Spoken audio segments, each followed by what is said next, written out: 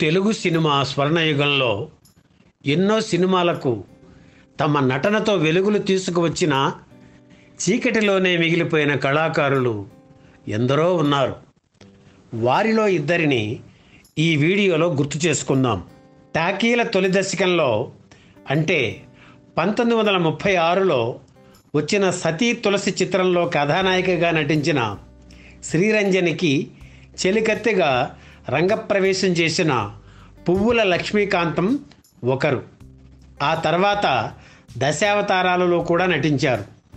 ఈ సినిమాలో కైకేయి, రేణుక, భూదేవి, గోపిక పాత్రలు పోషించారు. 1938లో వచ్చిన మాలపిల్ల చిత్రంలో హీరోయిన్ కాంచనమాలకు అత్తగా సోమిదేవమ్మ పాత్ర పోషించారు లక్ష్మీకాంతం. రంగస్థల ప్రముఖుడు కొచ్చెర్లకోట రంగారావు శిష్యురాలు ఆమె. గురువుగారి ప్రోత్సాహంతో చాలా నాటకాల్లో నటించారు.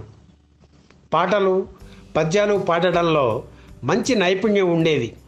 దొమ్మేటి బృందంలో చేరి కొన్ని నాటకాల్లో నటించారు. 1940లో హరవిలాసం చిత్రం తీస్తూ లక్ష్మీకాంతంను హీరోయిన్గా ఎన్నుకున్నారు కొచ్చెర్లకోట రంగారావు.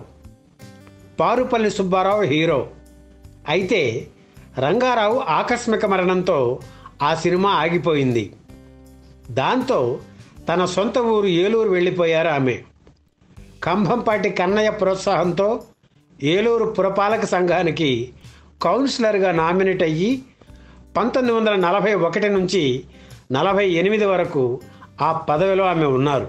ఆ తర్వాత గాయని ఎస్ జానకి మామగారైన ఫన్ డాక్టర్ చంద్రశేఖర్ సంచార నాటక దళంలో సభ్యురాలు అయ్యి దేశమంతా తిరిగి పలు నాటకాల్లో నటించారు. కేబి తిలక్ దర్శకత్వంలో రూపొందిన అత్తా ఒకింటి కోడలే చిత్రంతో తిరిగి చిత్రరంగంలో ప్రవేశించారు.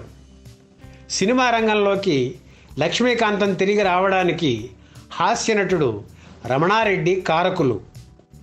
తన ఆఫీస్కు వచ్చిన లక్ష్మీకాంతమును చూసి రమణారెడ్డి తల్లి పాత్రకు ఆమె నప్పుతుందా అని తిలక్ సందేహించారు.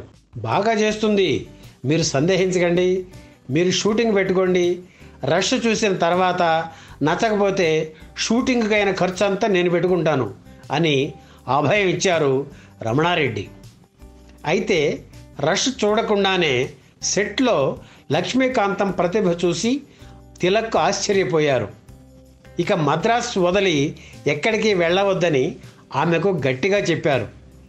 అత్త ఒకింటి కోడలే చిత్రం లక్ష్మీకాంతంకు మంచి పేరు తెచ్చింది. ఆ తర్వాత గొల్లభామ, వీరపూజ, కాంభోజరాజు కథ, ఉమ్మడి కుటుంబం తదితర 200 చిత్రాల్లో నటించారు. ఆ తర్వాత వేషాలు కరువై వృద్ధాప్యంలో కైకలూరు చేరుకున్నారు. ఆర్థిక ఇబ్బందులు పడుతూ తన 92వ ఏట అక్కడే కన్నుమూశారు. మరొక నటుడు బొడ్డపాటి గురించి ఇప్పుడు తెలుసుకుందాం. ఆయన పేరు చెప్పగానే మాయాబజార్ చిత్రంలో శంకుతీర్థులు పాత్ర మనకి గుర్తుకు వస్తుంది. యాదవుల పురోహితుడు ఈ శంకుతీర్థులు. ఆ పాత్ర గొప్పతనం గురించి ఆ సినిమాలో శాస్త్రి శర్మలతో చెప్పిస్తారు రచయిత పింగళి. బొడ్డపాటి కృష్ణారావుది మచిలీపట్నం. 15 ఏళ్ల వయసు నుంచే నాటకాల్లో వేషాలు వేయడంతో ఆయన కళా జీవితం మొదలైంది. సుబ్బిశెట్టి, పెద్దిశెట్టి, కాలుడు వంటి పాత్రలను ఆయన పోషించేవారు.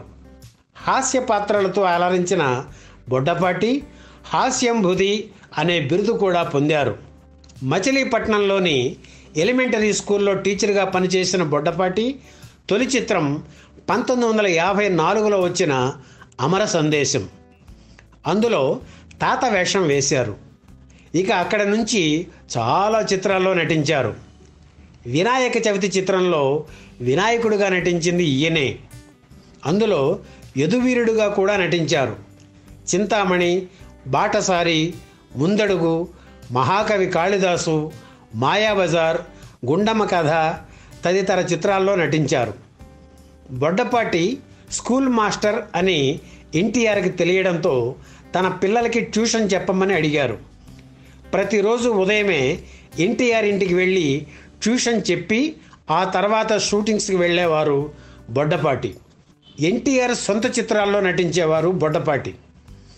150కి పైగా చిత్రాల్లో నటించిన బొడ్డపాటి చివరి రోజులు దుర్భరంగా గడిచాయి. ఆర్థిక ఇబ్బందులు పడుతూనే ఆయన తుది శ్వాస విడిచారు.